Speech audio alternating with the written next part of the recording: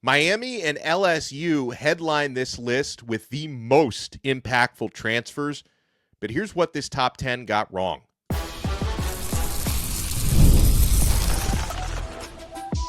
You are Locked On Canes, your daily podcast on the Miami Hurricanes, part of the Locked On Podcast Network, your team every day. I am Alex Donno, University of Miami alumnus, co-host of Locked On ACC and host of Postgame on the Hurricanes Radio Network. And thank you so much to the everydayers for making Locked On Canes your first listen. We're available free wherever you get your podcasts. We're free on YouTube. We're part of the #1 Locked On Podcast Network, your team every day. On this episode, we'll talk about Miami's quest for the #1 recruiting class of 2027, because the top recruiting analyst thinks it's within reach for the Canes. We'll talk about where Darion Mensah comes in on Kirk Herbstreit's list of top 5 quarterbacks for the upcoming season. But let's talk about the impact of Miami's transfers. And the Hurricanes in the portal, they weren't the only ones, but they were among the talk of the nation in terms of their portal activity, especially when it comes to Darion Mensah. Because right after the national championship game, when Mensah was in the portal, he was getting sued by Duke. Like, it was the only thing anyone wanted to talk about in college football circles. And I see this, and overall, I think a pretty good list, but I've got a few bones to pick with this. On3 Sports released their top 10 of most impactful moves in the transfer portal. And the first thing that I noticed, which is a good thing for the Hurricanes, there's only 2 teams on there that have multiple entries in the top 10 most impactful, and that's your Miami Hurricanes and LSU, who had a really busy transfer portal cycle because Lane Kiffin went in there with a full shopping list of guys that he wanted, and he got most of the guys that he wanted, right? So LSU has 2 on the list with quarterback Sam Levitt, who's also someone Miami went after, and offensive tackle Jordan Seaton, who is someone Miami did go after. And even though Miami missed out on both of those guys, and we're actually thankful that Miami missed out on one of them, the Hurricanes get 2 on the list. Number 3 most impactful is edge rusher Damon Wilson II, who transferred from Mizzou to the U. And then number 9 is Darion Mensah, who, again, for a week was the only thing anybody wanted to talk about, who leaves Duke in controversial fashion to come to Miami. We're very thankful on that. So, all right, the next thing about this that stands out is I really have a bone to pick with the idea that Sam Levitt, who they rank number 2 on their top 10, is really 7 spots higher than Darion Mensah.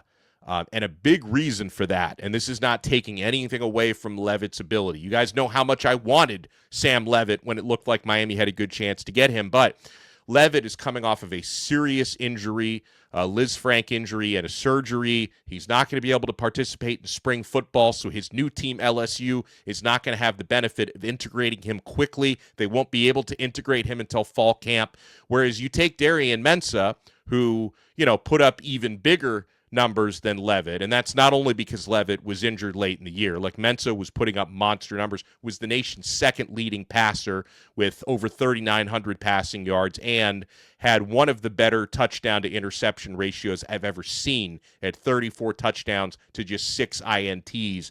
And I would argue Darion Mensah is an even better fit for Miami's offense than Sam Levitt is, because he combines the ability to be athletic and extend plays, which obviously Sam Levitt can also do, but Mensah also has the quick release and the really, really aggressive, accurate deep ball, the ability to tack downfield. So I think Darion Mensah is an even better fit for Miami than Levitt would have been. Now, maybe an LSU expert can explain to me why Sam Levitt is a better fit for LSU than Darion Mensah would be for LSU, but the fact that Darion Mensah is not injured and is already doing off-season workouts at Miami and can get in there in the spring and put up bigger numbers and had a better year than Sam Levitt just did, I feel like Darion Mensah is critically underrated on this list, being way down at number 9, which I also found it to be interesting.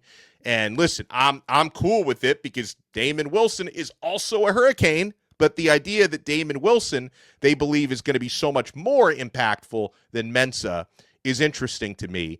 And listen, I hope they're right about Wilson being the third most impactful transfer. He comes in at a position where, Miami has some good players returning at edge rusher, but the real headline is the guys who are not coming back. Ruben Bain Jr., off to the NFL as a first-round pick. Akeem Mesidor, off to the NFL, probably also going to be a first-round pick in addition to Ruben Bain. So Damon Wilson, coming off a spectacular season in the SEC, where he recorded 9 sacks and I believe 54 pressures this past year, has the opportunity to try to follow in those footsteps and play on a defensive line coached by Jason Taylor and Damian Lewis, and on a defense coordinated by Corey Heatherman, who comes off a fantastic year in his first year at Miami. So I'm not going to argue with Damon Wilson being ranked high. It's just interesting to me that they have him ranked so much higher than Darian Mensah, despite the fact that Mensah plays the most important position in football. So I found that to be interesting. Overall, the top 10 list, for those who are listening to the audio version, they've got wide receiver Cam Coleman, who transferred from Auburn to Texas. That's a huge get for Texas. They've got him number 1, right? I mean, I thought Arch Manning was very pedestrian last year, and that's putting it nicely, but Cam Coleman is going to help make Arch look a little bit better at Texas. They've got Sam Levitt, who transferred from Arizona State to LSU at quarterback at number 2. Miami's Damon Wilson, edge rusher at number 3. Offensive tackle Jacarius Peak, who transferred from NC State to South Carolina at 4. Edge rusher John Henry Daly, who transferred from Utah to Michigan at 5. Okay, here, folks, this is a little ridiculous. Byram Brown, former USF quarterback, who followed his head coach from USF to Auburn. They've got him ranked 6, 3 spots higher than Darian Mensah. Boo! Boo, whoever came up with this list. Ari Wasserman. You know what? I like Ari Wasserman a lot, but I mean, you got Byram Brown ranked 3 spots higher than Darian Mensah. What are we doing here? I should invite Ari on the show. We can hash this out mano y mano. Quarterback Josh Hoover, really good player, transferred from TCU to Indiana. They've got him at 7. Another quarterback, Brennan Sorsby, transferred from Cincinnati to Texas Tech at number 8. Darian Mensah, criminally underrated at number 9. And another player Miami took a swing at, offensive tackle Jordan Seaton, who transferred from Colorado to LSU. They've got him number 10. So I'm calling shenanigans on Byram Brown being ranked 3 spots higher than Mensah, and Sam Levitt ranked 7 spots higher than Mensah. But at the end of the day, Miami having 2 of the top 10 most impactful transfers in the country, according to On3 Sports. I appreciate it, and it's refreshing to see. And again, Miami did it with quality, not with quantity. Miami only brings in 13. They only bring in 13 transfer portal players in the class. All the other teams that finished top 10 in transfer portal had 15 or more, and Miami finished with the 4th highest ranked transfer portal class in the entire country. Another thing I wanted to share with you guys, I thought this was pretty interesting. I'm good friends with Crane and Cone, a great show on On3 Sports. I was on their show recently. Jake Crane was on my show last week. It was an awesome episode if you didn't see it.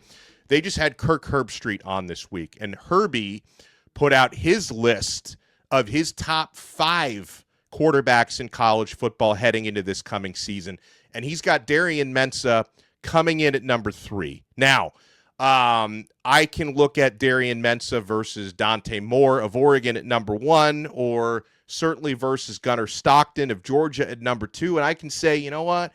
I feel like Darian Mensah can be, will be, and probably is even better than the first 2 guys on that list, but I understand, I think, Herbie's logic on this. The one thing Darian Mensah doesn't have that all the other 4 quarterbacks in this top 5 have is the stability of being in the same offense on the same team 2 years in a row. Now, as a Miami guy, I say that's not been an issue for Miami the last couple of years, right? I mean, some people thought Cam Ward, it might take him a little while to get acclimated in Miami with a new offense. It took him like 3 seconds to get acclimated, and he was ridiculously good. Carson Beck was not even healthy enough to play spring ball last year, and he hit the ground running and beat Notre Dame with a game-winning drive. His first start at Miami, got acclimated quickly. So say what you want to about Shannon Dawson. I know people have their criticisms and their critiques on the guy. He's done exceptionally well as offensive coordinator and quarterbacks coach the last couple of years, getting his blue chip transfers up to speed quickly. So some people from the outside looking in might say, hey, Darion Mensah, first year in a new offense could be a little bit of a disadvantage. That's not been an issue for the past couple of quarterbacks, and I think Mensah has the potential to be in the Cam Ward stratosphere this year. That's how excited I am for the guy. But yeah, they got Dante Moore. Herbie has Dante Moore at number 1. Put up big numbers last year at Oregon. He didn't put up Mensah numbers, but he put up big numbers. Gunnar Stockton, I feel, is a little overrated, but he's been at Georgia for like 30 years now. Right behind Mensah, you've got C.J. Carr at Notre Dame, who I do think is going to have a really good year. And Ohio State's Julian Sayin at number 5. Now, I would imagine the OSU fans probably feel a certain way of Herbie having 4 guys ranked above Sayin.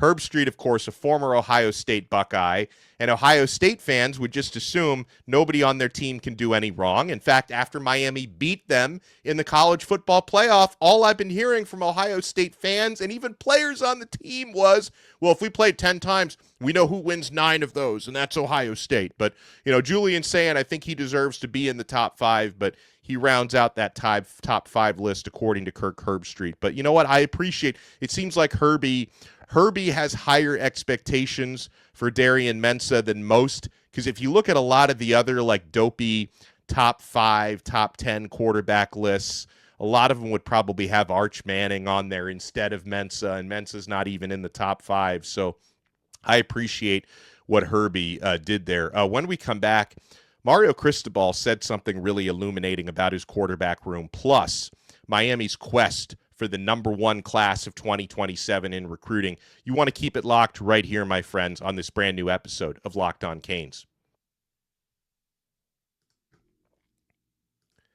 Folks, this is Mazda's moving the game forward.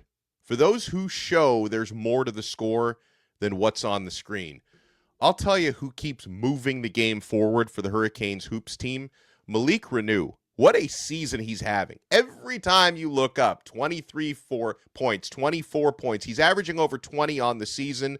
Malik scored 23 in Miami's weekend win against Boston College. Another standout performance, and we're going to need another one of those tonight. The Hurricanes hoops team goes up against North Carolina in a huge opportunity for a quality victory, and I know Malik Renew is going to have a lot to do with a hopeful Canes dub tonight. And it reminds us of what it really takes to raise the bar. It's that extra work off the court, dialing in every detail, giving it that extra fire, that grit, and I never quit. We put that same passion into every model. Highlights make the reel. What it took to get there makes it count. There's more to a Mazda because there's more to you.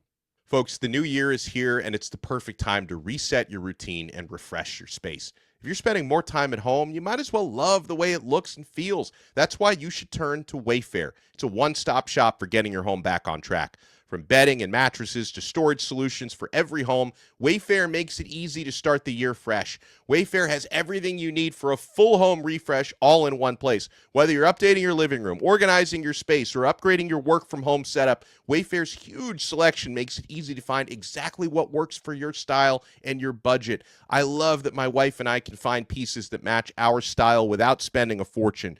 Shopping is easy, delivery is smooth, and everything arrives exactly as expected. So get organized, refreshed, and back on track this new year for way less. Head to wayfair.com right now to shop all things home. That's WAYFAIR.com. Wayfair, every style, every home. Folks, tax season does not have to take over your life. This year, TurboTax is making it easier than ever to just hand things off and move on with your day. With TurboTax full service, you can have your taxes done for you by a trusted local expert start to finish without the stress or the guesswork.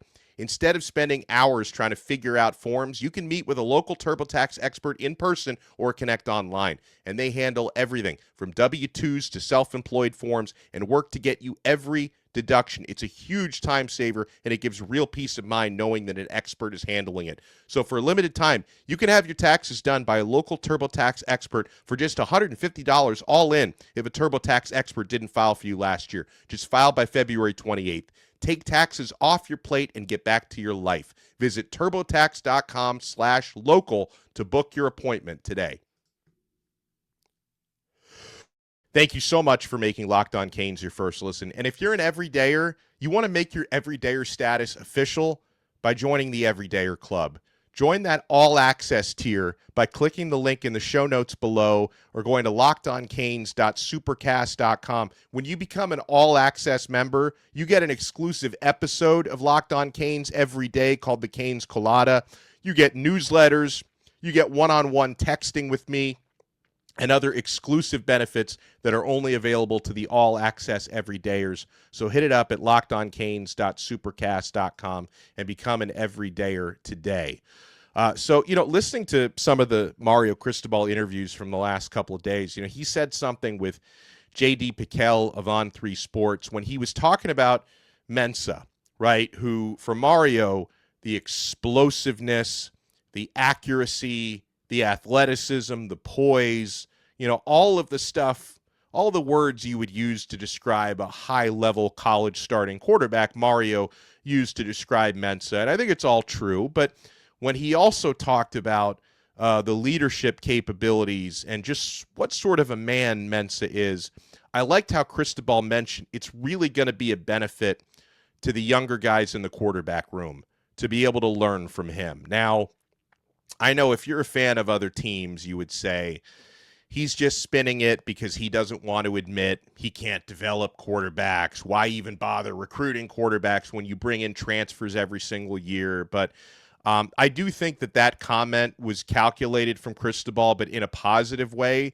because my understanding is he really does believe in the potential of Darion Coleman, who's coming in as a true freshman, and Luke Nickel, who's heading into his redshirt freshman year. Now, I think Cristobal fairly wasn't necessarily ready to hand the keys. It's like you hand the keys to your Lamborghini. Not that I have a Lamborghini. Carson Beck had a Lamborghini. You hand the keys to your stick shift Lamborghini to someone who only knows how to drive an automatic because they're not that experienced. Like, it wasn't time yet in terms of a roster that's ready to compete again for a national championship. I don't think Cristobal felt it was time yet to turn it over to either a redshirt freshman or a true freshman, but I do believe Mario has a sense of belief in the young quarterbacks that he has and the idea that Darian Mensah, and I know people want to drag the young man through the mud because of the way he left Duke at the last second and whatever, but my understanding on Mensah is he's an alpha and he's a really good leader and a teacher to younger quarterbacks. So I think having him in the room, to be able to have a guy like Darion Coleman to learn from him for a year, and, Luke Nickel already had a year to learn from Carson Beck and can now have a year to learn from Darian Mensah, can really benefit the rest of that quarterback room. And I still, we'll have this conversation again in about 11 months' time, but I do have a feeling that next year could be the year that we stop playing transfer quarterback musical chairs to go out and find a top-level starter. Like, I do believe there is a chance next year that Shannon Dawson, if he's still here, and Mario will definitely still be here, that they may decide, it's time to hand over the keys to somebody we organically recruited out of high school and give it over, let Darion Coleman and Luke Nickel compete for that starting job, and, Judd Anderson, assuming he's still here at that time. So I feel like next year could be the year, hopefully after a national championship and a Heisman for Darian Mensah, that next year could be the year that Miami decides to build from within. All right, so on the recruiting front, I had to bring this up because Steve Wiltfong at On3 Sports, who is, one of the foremost national recruiting experts, he wrote an article today about Miami's quest for a top overall class. He thinks Miami has the juice to make a run at the Rivals #1 overall recruiting class of 2027. And Wiltfong notes that Miami appears to be the trending leader for top offensive tackle Mark Matthews, who we've talked about a lot the last couple days on the show. It makes sense. I mean, Matthews is not only the #1 ranked offensive lineman in the country. Mario usually goes after those guys. Landed Jackson Cantwell, landed Francis Mauinoa and Samson Okunlola a few years ago. Matthews is also local, playing at St. Thomas Aquinas, so it makes too much sense. Miami's going to try to keep trending for him. Miami also trending for the #5 receiver in the country in Nick Lanier from Miami Carroll City, another standout local player. And he notes that #1 athlete in the 2028 class, Amir Sears, is strongly considering reclassifying to 2027, and the Hurricanes are the early favorite. And, Sears, maybe he'll become the next the next Malachi Toney, a guy who reclassifies and goes out there and dominates. He says Miami is rising with a player, God, I hope I don't butcher his name, #1 safety in the country. His name is Honor, spelled, the traditional way, Honor, Fayalave Johnson, top safety that Wiltfong says he could see Miami landing the San Diego Cathedral Catholic 5-star player and playing him both ways, because he had nearly 2,000 yards of total offense, 28 touchdowns, 30, along with 38 tackles, 2 interceptions, and a forced fumble when playing defense. The Hurricanes are definitely a team that's on my radar, Fayalave Johnson told Steve Wiltfong recently. He notes Rivals Adam Gorney reported that Johnson will kick off his spring visits with a 3-day trip to Miami on the weekend of March 5th, so that's going to be one to look out for in a couple of weeks. He says the Hurricanes are hunting flips on the defensive line, like #1 ranked edge Jaden Bryant gave LSU his verbal in early January, fresh off the high of Lane Kiffin making moves. But Miami is a finalist, and they're turning up the heat there. Miami also turning up the heat to land #2 edge David DJ Jacobs. He recently, remember, Miami, we thought they were going to land him a while ago, but he pivoted to Ohio State. Miami is still in the mix there. And as ecstatic as Miami would be to flip Bryant or Jacobs, Wiltfong writes they would probably be equally excited to land Adriel Rojas out of Cumming, Georgia, North Forsyth High School. Cristobal paid him a visit in January, and edge Marquise Evans is another name to know. And so I thought that was pretty cool that Steve Wiltfong is giving Miami love as a team that, in his words, has the juice to press for the #1 class of 2027. And gosh, wouldn't that be an exciting thing to cover, especially if Miami can, parlay the great run that they had all the way to the national championship game. You take that momentum you have and turn it into a top recruiting class. And obviously Miami has averaged inside the top 10 over the past 4 recruiting cycles. If they could pull off a #1 class, Locked On Canes would be all over it. I'll tell you that much. Thank you guys for making us your first or your second listen today. If you missed our first episode of the day, we had a really fun Truth Teller Tuesday with Bruce Warner, including our Mount Rushmores of Miami Hurricanes football. And I recently received a message from Hoodie Girl, which makes me wonder if she wants to do her Canes basketball Mount Rushmore. But she wrote to me, hey, a Canes football Mount Rushmore is just asking for a fight in the comments. That's exactly what we wanted. Like, I remember Bruce Warner saying to me before we did the episode, he's like, I hope that in a few hours when I check the comment section, it's people arguing over their Mount Rushmores. It's probably exactly what will happen, I said. I haven't checked the YouTube comments, but I'm going to go back and check those. Make sure to smash the like button and subscribe. Subscribe to Locked On Canes on Apple Podcasts, Spotify, on YouTube, wherever you get your podcasts. Make sure you check out the Everydayer Club, the all-access tier. I work really hard to bring you guys exclusive content there, and we'll talk to you next time on another episode of Locked On Canes. We are part of the #1 Locked On Podcast Network. Your team every day.